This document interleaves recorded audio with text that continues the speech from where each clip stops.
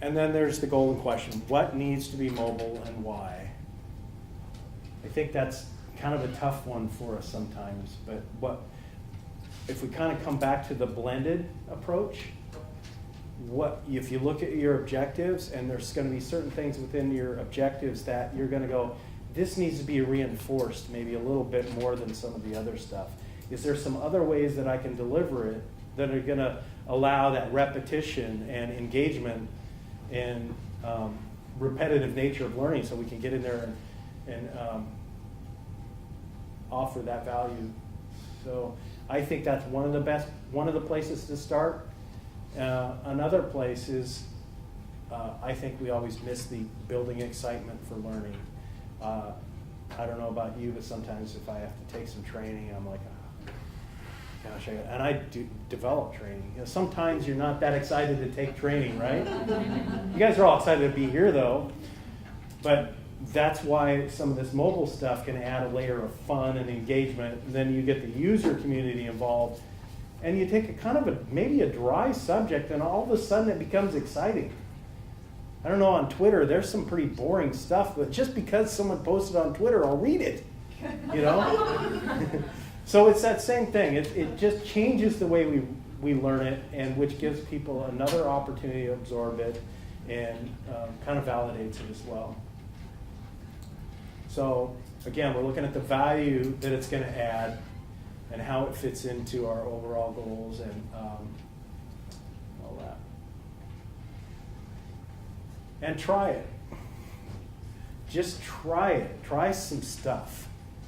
Send out some voice messages. Send out some text messages telling people we got this really cool new product coming out.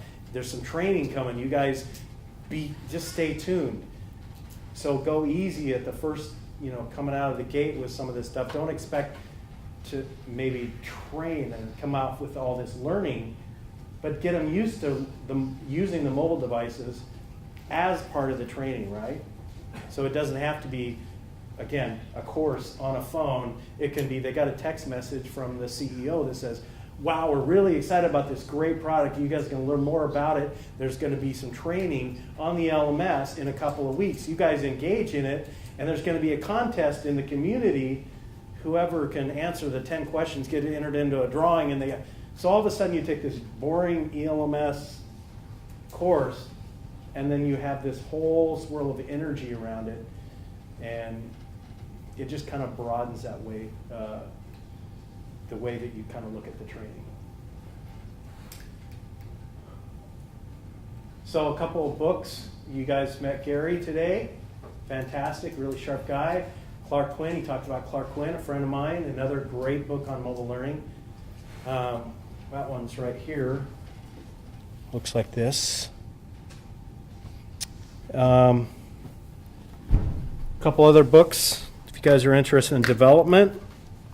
HTML5, it's a really good resource. And this one is fantastic. I about wore this one out.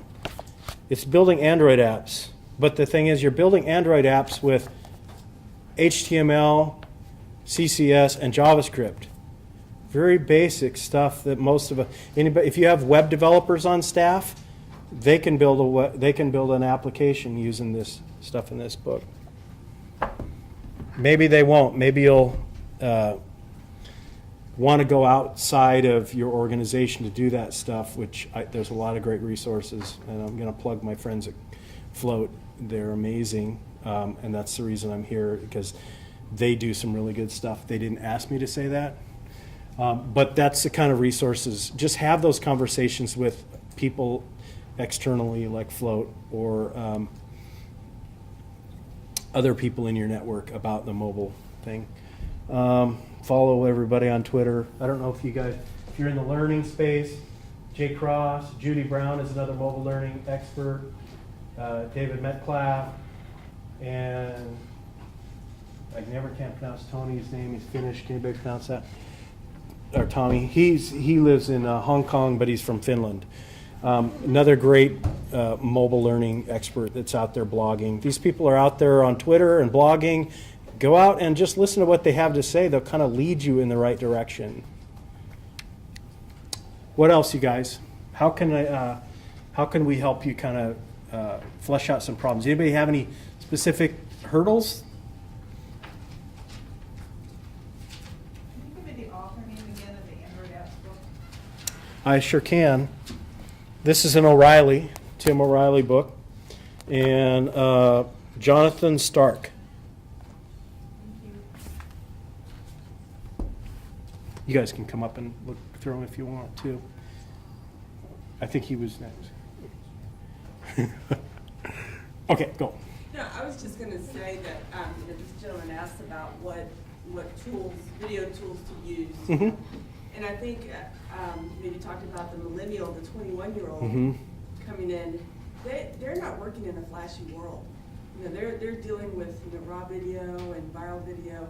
Mm-hmm. So I think sometimes we need to take down those barriers about feeling that we need to produce polished products. Absolutely. We intentionally left the spinning logo off of some of our videos because, unbranded it, so to speak, so that it was a little more acceptable. Even some of our e-learning and stuff like that, we found that how can we make this a little less top-down driven? And I think mobile really lends itself to that. And video is a really great way to do it, and especially with the YouTube generation, shaky video, not so polished. Well, I work at a community college, and we're even younger than the Mm-hmm. 21-year-old, and they're coming to us. They're growing up on YouTube. Yeah. And I use in the marketing videos and some things.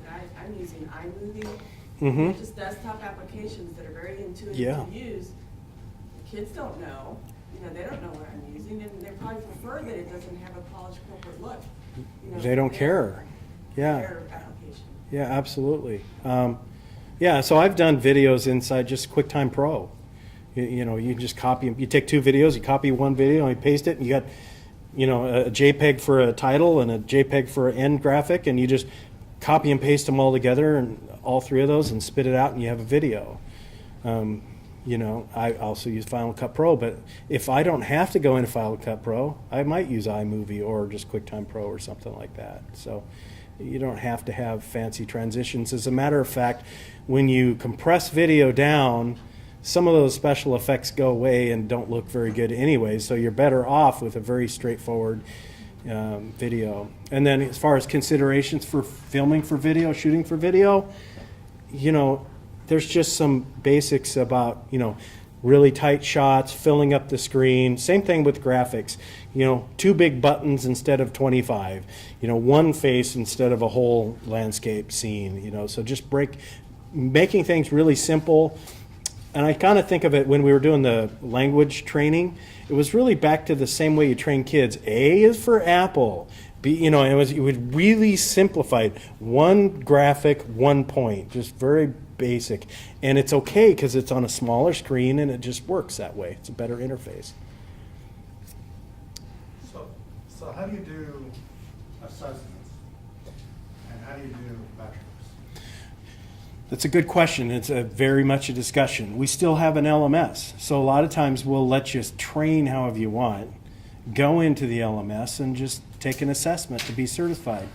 Or if it's a case where there's a sales trainer in the store, they'll simply just do an interview or something like that and check them off. A sales manager in the store or a trainer or whatever. So I think I have a lot. I could probably go on that one quite a bit. I think we really don't do a very good job.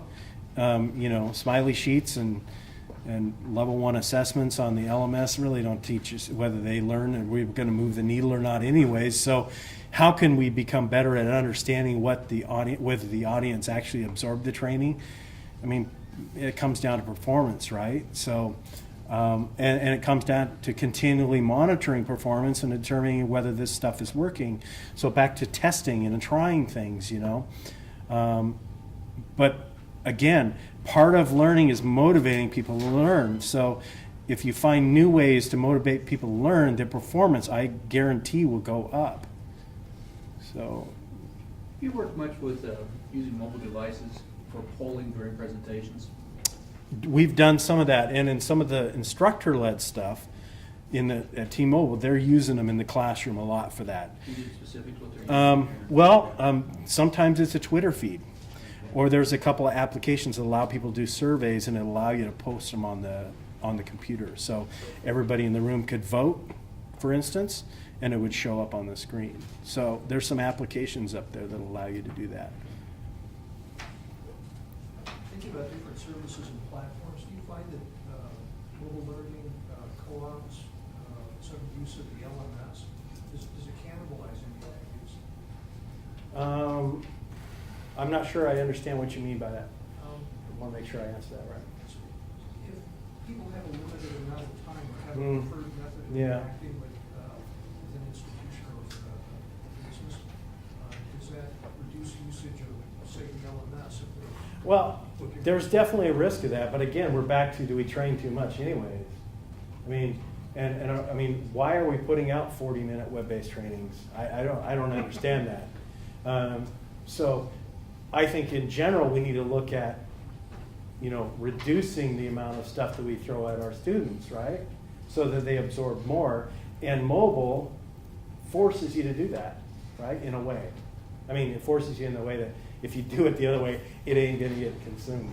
So mobile allows you to kind of think differently about it, which is probably what you should be doing with your e-learning anyways, and probably what you should be doing in the classroom, right? So again, filtering out the too much information that we send out to our students and determining what's critical, what's important that we train, the things that are going to move the needle, the things that are going to change the behaviors, the things that are going to make a difference in your organization. So get rid of all the garbage. That's really what it's all about. We don't need most of it. So, and you and I know that as human beings, but somehow in organizations we tend to forget that, right? So, anybody else? How are we doing on time? 5 more minutes. 5 more minutes. Anybody else? Okay. Well, I'll give you 5 minutes back. See, I filtered some of that useless information out. So. Thank you very much, you guys.